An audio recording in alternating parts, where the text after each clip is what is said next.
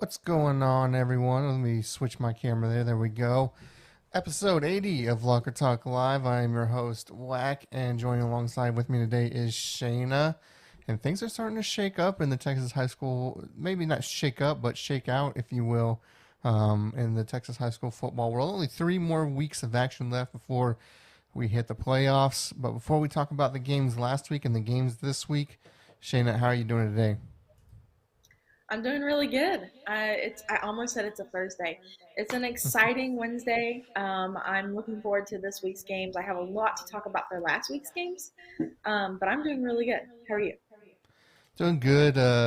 Things are a little hectic today, and finishing everything up, and then tomorrow and Thursday, and I should say not tomorrow, tomorrow and Thursday. Thursday, closing on our house, and then Saturday moving in, and a whole bunch of media days on Friday in between. So things are hectic in this household right now, but hey, that is okay. Moving in the middle of football season isn't ideal, but we have to deal with what we can when we're buying a new house. So, with that being said, let us talk about some of these games. Keep on hitting that button right there. Let's talk about some of these games from last week. I think a lot of these games kind of maybe set in place potential, how each district will potentially shake out. But what are some of those games last week, Shana, that kind of stood out to you and may have impacted things one way or another? I really got to give a shout out to Crandall. They played really, really hard against Lovejoy in a game that was really emotional for them. They just lost a cheerleader in a really tragic car accident, and it was felt across the entire community. But they gave it their all against an extremely tough Lovejoy team. And Lovejoy is not a team that you easily take the lead on, you easily play against. So being able to go into that battle while emotional, that was really good of Crandall. Um, I think you're going to have to hear me sing these praises every week because I'm just so impressed by their style of play. But Frisco Emerson put up a strong, strong battle against Argyle. They lost 24-10. I did say last week that it's not a game that I see them winning, but I see them putting up a strong fight, and they did. I say this every week. They flew under the radar for so long. I don't think enough people appreciate that this is a first year program. I compared them last week to Brock's year program that went on that state championship run. And I truly I can see something like that for them. This team is going somewhere. Um, Depending on how the tables turn in playoffs, this is going to be an incredibly good season. And again, I stress so hard, they have no seniors on their team. Their leadership, their upperclassmen is like a couple of juniors. Really, you're playing with a bunch of sophomores who are getting the job done. They go up against a 7-1. The 7-1 team goes up against a 6-1 team in Lake Dallas this week. That's going to be a really good game. Um, then a couple more games that I thought were they had athletes that really showed out. Um, is Mesquite Horn playing Tyler? Big game for these two. Damon Smith intercepted 3 passes and returned one for a touchdown to help lead Mesquite Horn to the victory. Then at Midlothian Heritage, Mason O'Neill scored the game winning touchdown for a 12-yard run, and then he went and scored the 2-point conversion. Heritage is tied for first place in their district, and their quarterback, Caden Brown, is just doing an amazing job. Last week, he threw for 256 yards and ran for 118. This is an offense heavy team. We're going to see them do good for the rest of their district play. I can see a pretty good playoff run for them as well. Melissa, they have been phenomenal over the past couple of seasons. They had fallen behind against Denison in the third quarter, and it looked like this was going to be a huge blow to Melissa. Nothing against Denison's team. They are a great team, but it just wasn't quite what we would see Melissa playing like. They did have a fourth quarter rally to come back and win it 54-44. Absolutely great. Jacob Fields sealed the deal with a 57-yard touchdown run. And they're tied with South Lake Carroll. No, sorry, that's Byron Nelson. They're tied with, I can't remember who. I have my notes somewhere, but they're tied with somebody in their district. It's going to be a good finish for their district. They're one of the top players in their area. It's Melissa, I can see going far as well. And I'm basing this all on last week's games. This week can change things up. And then lastly, Byron Nelson. They're tied with South Lake Carroll in their district. This isn't something that I think a lot of people saw coming out of a Northwest ISD. Jake Wilson has been putting up phenomenal numbers. I see them having a really great run. They had a great week last week. Jake Wilson threw for almost 300 yards to beat Keller. So that in my area, those have been 5 games that I was looking at this weekend. But I think the 2 best that I saw were Crandall keeping up with Lovejoy. Excuse my cat in the background. Crandall keeping up with Lovejoy, and then of course Frisco Emerson. Despite the loss, they are showing an incredible amount of grit. Your cat is definitely doing something interesting indeed.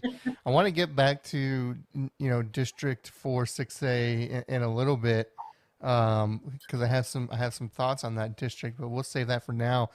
I think 2 of the biggest games at least in Austin, but maybe the state happened this past week, and that was Vandergrift taking on Round Rock, where Vandergrift won 30-22.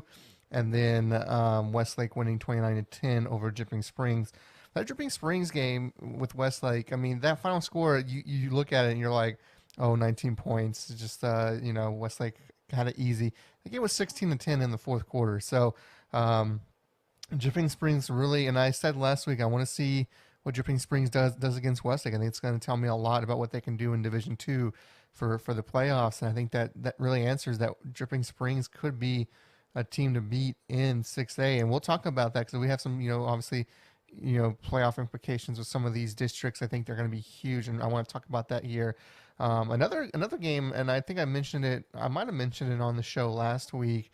That was Seguin and Hayes going 1-on-1, and Seguin had this really good start. Their only loss up to that point had been New Braunfels, and they come out with the win, 41-34 over Hayes, keeps them in the driver's seat for that district. They'll have a showdown. I think this is the last game of the year against Smithson Valley, where I really well. I take that back because they have a game this week against Canyon, and it's one of my 5 to watch this week. Be sure to check out that article tomorrow. If they win that game, then yeah, that last game I think is going to be for the district between them and Smithson Valley. So Seguin and one of the most impressive things, and I talk about this in that 5 to watch article, is their quarterback is only a freshman. So very impressive what Seguin has been doing up to this point so far. Now they got another tough test in Canyon, whose only loss has been to Smithson Valley. So that's going to be a game that you want to be at.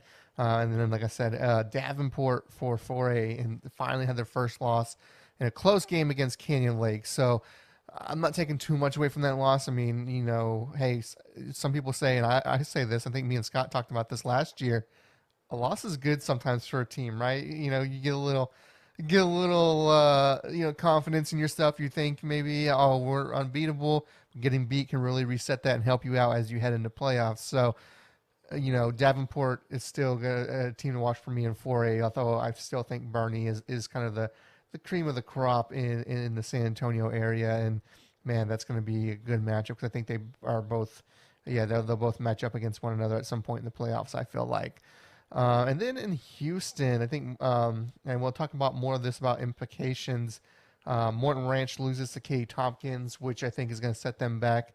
I think they might still probably will make the playoffs, but I think that is more so from probably puts Katy in Division Two instead of the Division One, where we wanted that chaos of not having a team, one of those top name teams in Division Two, and it looks like Katy will probably be at least one of those teams in Division Two. So, with that being said, let's talk about now, and I'll bring you on screen here.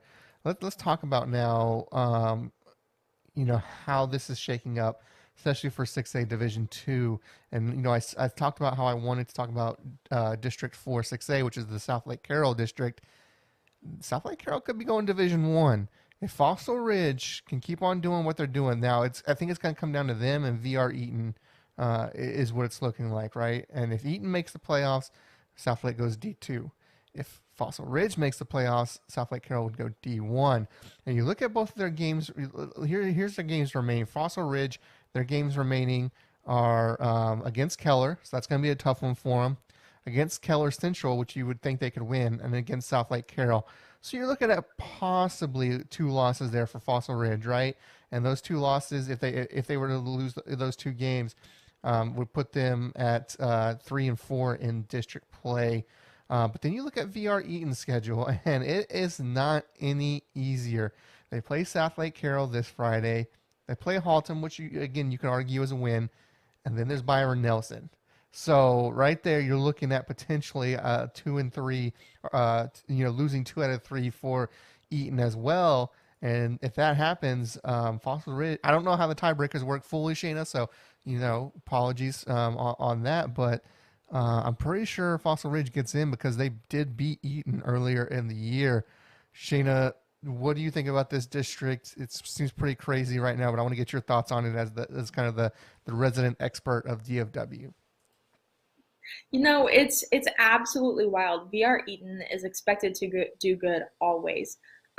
So seeing how the rest of their schedule is gonna play out, you do have 2 potential losses coming your way that might set you back. I do think they'll have a good playoff run. I'm very interested in seeing, that game against Byron Nelson, not just because Byron Nelson is good this season, but because it's an in-school district rivalry. This is going to have so much emotion, so much determination. We're going to see both teams, both incredible teams, really put everything out there on the field. I'm not surprised at all that South Lake Carroll is doing so good, but I am a little bit surprised that we're not used to seeing people and other teams truly hold a candle to South Lake Carroll. So I also am not sure how the tiebreaker plays out. But this has a potential run, I think, for these 3 teams in the DFW area: South Lake Carroll, Byron Nelson, and VR Eaton. to have phenomenal playoff, even just entrances. Even if they lose, we're gonna see them lose with incredible fight. Oh, and I'll say this. I think so. Right now, there's a three-way tie for kind of the 3 through 4 spots. Right, you have Fossil Ridge, Keller, and Eaton all at 2-2. I think Keller's schedule is favorable where they can win, if not all three of their remaining games. They can go three, two and two, win 2 out of 3. Whereas, like I said, I think with Fossil Ridge and Eaton, I think both of them could be looking at 2 losses out of their final 3 games. And so if that happens, I think it would be head to head at that point, and I think Foster Ridge gets over Eaton because of that head to head win. If I'm thinking it correctly, I think obviously and we'll talk about this next week. I mean, the game to watch will be next week. South Lake Carroll and Byron Nelson. I mean, I'm assuming South Lake Carroll is going with their backup the rest of the way. Shayna, am I correct on that? So I mean, that's a big time game, and for backup quarterback. So. Um, but so that's that. So that's kind of on the Region 1, Region 2 side of things, in 6A Division 2, and then I think some things work themselves out, where I think Katy will end up going D2 the way things are looking. I think Morton Ranch had an outside shot. Well, I think they still can get in, but I think they had to knock out Cinco Ranch. Right, Cinco Ranch was probably that one team that had to get knocked out, in order to, or Tompkins, one of those teams had to get, I think, knocked out for Katy to go D1. And of course, Tompkins did beat Morton Ranch this week, so that kind of puts that. I think that puts a nail in the coffin. Where I think Morton Ranch can still make the playoffs. I think they'd have to knock out Jordan, and I think they do actually play Jordan. So again, there's some tiebreaker stuff potentially going on there. But I think Katy's going to be in. I think Cinco Ranch and Tompkins will be in. So now there's only that one low spot, and because of that, no matter really what happens with that last spot, Katy's probably going D2. I think you're going to see Denton Geyer in D2, and that could potentially be the UIL State Championship matchup. Now again, I like to say I think Dripping Springs, what they showed against Westlake this past week. I mean, like I said, battled with them for nearly 4 full quarters. Said it was 16-10 at one point in the fourth quarter, before Westlake got away with it there at the end. And if you're Dripping Springs, like, don't hang your head in shame in that game. I think that shows you, especially knowing you're going D2, that you're going to be able to compete with most teams in the state. And it's surprising because you think, oh, last year they were 5A school, get bounced in the first round, and they're coming back, and I think they're going to be one of the favorites to make a run in 6A D2. Of course, with quarterback Austin Novosad at the helm. So this is going to be interesting to see how things shake up. Like I said, I think Katy will end up going D2. I think I'm making a prediction. I think South Lake will go D1. And so it's going to set some good things up where you think you're going to have about 3 or 4 teams you're going to be keeping your eye on in Division 2. So with that being said, Shayna, let's talk about some of these games for this coming week. What are some games you're keeping an eye on, in any of the areas? So, first, I think you made a very interesting point with South Lake Carroll having a backup quarterback. I actually forgot about that. Caden Anderson did get injured in that game against Keller, and we saw the backup quarterback come into a Keller Central game last week and do an amazing job. And I think South Lake Carroll is no stranger to replacing quarterbacks. We saw this with Quinn Ewers leaving. We saw this with Caden Anderson stepping into the role. They know what they are doing with quarterbacks. They have a good system. They have an amazing coach. But again, last week was Keller Central. It was a blowout. And Keller Central was almost a given win for them. If Keller Central would have won, it would have been a major upset. It would have been the only thing anybody was talking about this week. They are going up against probably the 3 toughest teams in their district for the next 3 weeks. So I'm interested to see how that goes with their backup quarterback. But as far as games this week, I will jump in real quick. okay. I will jump in and say, he did come in at a certain point during that Keller game where the game was close and they were able to pull off that win. So, there is something there, right? There is something there. I'll say that, but Yeah. I'm sorry for interrupting. So go ahead and continue. No. Yeah, and that's what I'm saying is South Lake Carroll knows what they're doing with quarterbacks. I'm interested to see how he plays against these big teams in the area. And we might we might see the next great quarterback. We saw it in Quinn Ewers, we saw it in Caden Anderson. Nothing against him, he's just injured, and then we're gonna see it with this new kid probably. Um, the games I'm looking forward to in the DFW area this week is Denton Guyer versus Allen. That's the first guy I am really excited into seeing. This is a revenge match for Denton Guyer. Last season, Allen won 38-31 to decide the district. This season, it will also likely decide the district. OU commit Jackson Arnold is really determined and really hungry for this. I don't think we have seen him as determined or as hungry in his entire career at Denton Guyer. He's been amazing, don't get me wrong, but I don't think we have seen them want this bad. Guyer is ranked as the number 1 team in Texas, not Texas, in the area, number 16 in the nation. They're undefeated, determined, focused, like I said. However, Allen does have an incredible 4-star junior quarterback, the area's top-ranked junior quarterback in Michael Hawkins.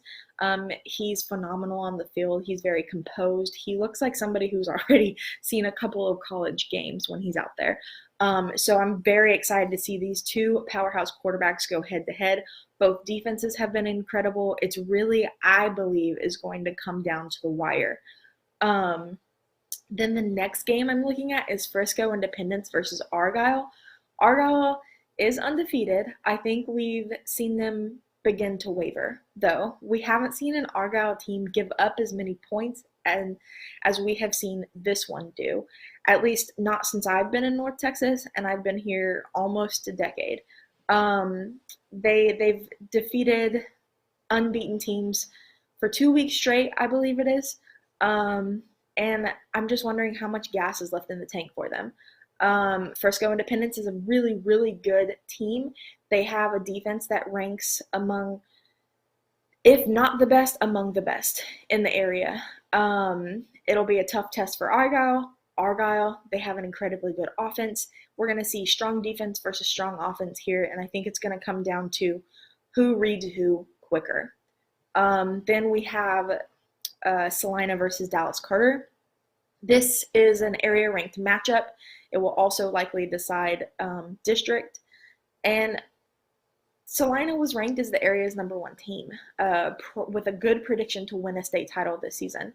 Carter, they've been the surprise of Dallas. They came out of nowhere. They came in strong, and they were ready to get the ball rolling. This is going to be a fast-paced game, and I can see this going one of 2 ways, honestly.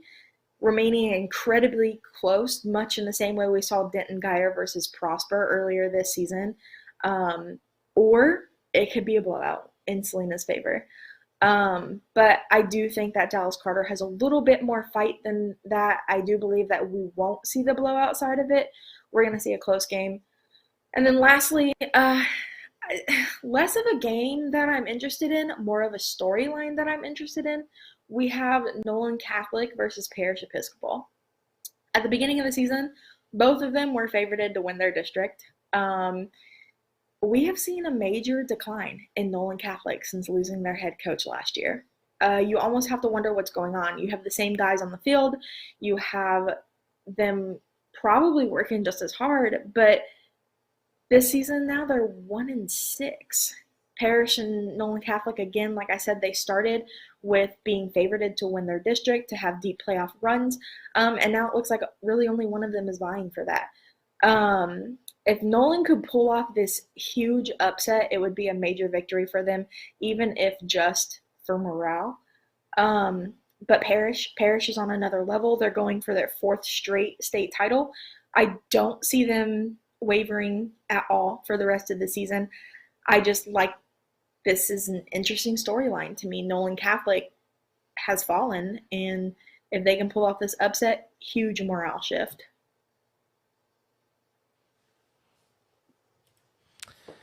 Yeah, good storylines indeed from the DFW area. Let's jump to. I want to jump to Houston real quick, and I got some in my area as well. I think you got a big time game happening. Atascocita taking on CE King. That's going to be a good one down there for District District 21 6A, and of course hopefully Atascocita is hopefully not looking too far ahead. because they do have North Shore next Thursday. So don't look too far ahead. You gotta take care of Sea King first before you can handle Atascocita, and then before you can handle North Shore. Excuse me. And then in San Antonio, um, I think you got a few games. I don't want to talk about what. No, also you got one more in Houston. I mean, I mentioned Cinco Ranch earlier. They do take on Katy, so Cinco Ranch only one loss in that district. So what are they going to do there? That could be a good game. That could potentially affect seeding, if you will. And then um, and one of our games that we're covering and doing a countdown and kickoff for, Tony and Prep taking on St. Pius down there in Houston. That's going to be a good game in that district right there. And Tony and Prep's looking pretty good though. So yeah, let's talk about some Houston Austin. I don't want to talk about all. There's so many good ones. I don't want to talk about all of them because then I'm just giving away my article for tomorrow. So I'm gonna have to pick a couple here. Um, I already mentioned them, so I'll talk about again Seguin and Canyon. That's going to be a huge game. It's going to have huge, obviously playoff implications as far as seeding goes. And like I said, if Seguin can win that game, they put themselves in the driver's seat for that district because if they win out, then they win the district. What other? I want to talk about one. I'm not going to talk about the game. I just want to give a shout out to Elgin. Last year they were 0-10. Now they're 6-2. Already have a playoff spot locked in, and they are playing good. So shout out to Elgin. And they may be able to win district there. We'll see. And then let's go. Let's talk about my brother's school here, and what could probably decide that district in 3A there. Poteet is taking on Jourdanton. Jourdanton is both teams are undefeated in district play. And like I said, I think that one will pretty much tell you who is going to win the district there. So not only is it for the district rights, but it's for bragging rights, kind of one of those rivalry games there in Atascosa County there. So, that's going to be definitely a game to watch. I have a couple others. I'm just going to mention them, and you can read about them tomorrow. Obviously, Dripping Springs taking on Lake Travis. How's Dripping Springs going to respond after their loss? And then Bandera taking on Divine. Again, that one is pretty much for the district championship, if you ask me. So read about those games on my article tomorrow. Shana, any other games you want to talk about before we get out of here today? I mean, not really. I think this week is just going to be a really great week in our area, in the Dallas-Fort Worth area, and really across the state. I do want to give a shout out to my hometown team, my alma mater, Beeville Trojans. They are having a really great season, and they're playing Calhoun this week, which is almost a gimme game. But then they go up against Lavernia and Pleasanton, and then we're going to be rivals in that final game, you and I. That's right. They met in the playoffs last year, and Pleasanton got the best of them. Though I think They did. Beeville may have the better team this year. Well, let's get out of here then. No shows tomorrow or Friday. Of course, I'm moving on closing on my house on Thursday, and then Friday we have media days all day, so no recruit spotlight on Friday. But we'll be back on Tuesday with the Craig Cranfield show, and then I think I like this Wednesday setup for this show, so I think we're gonna stick with that from now on. So before we get out of here, I'd like to get some shout outs. So Shana, who are you shouting out? Just our team here at VYPE, we've been really grinding and getting the work done through football season, and it's doing the work behind the scenes is not always easy. So, shout out to our team, shout out to you for doing such a good job and holding down the fort in the Austin, San Antonio area. Thank you very much. I'm gonna shout out this weather. I got my jacket on today. It's nice and cool out. Also shout out to the wife. Home. I'm working long hours while we're still trying to move, so I know it's not easy to try and pack and all that stuff. So I try to jump in and help when I can. So I know she's ready for us to be moved in for sure, as am I. So hey, that's our show for today. Like I said. Tune in tonight for our Week 17. We're covering Lake Creek. For our Week 17 edition. May not have a Week 17 next week because I was honestly supposed to be it was supposed to be Austin San Antonio week, but obviously that's really kind of out of the question with how hectic my Thursday and Friday is going to be, and Saturday. Jackson may try and get one with Houston, so we may or may not have a Week 17 next week. But If not, we'll be back the following week with one. So until then, I'm Wac, and that's Shana. We'll see you at the games.